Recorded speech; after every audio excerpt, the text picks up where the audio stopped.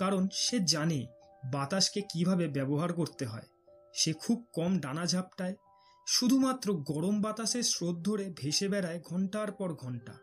প্রকৃতি যেন তার জন্যই তৈরি করেছে এক নিখুঁত ওড়ার ছক, আর সেই প্রকৃত অর্থে আকাশের নির্ভীক রাজা।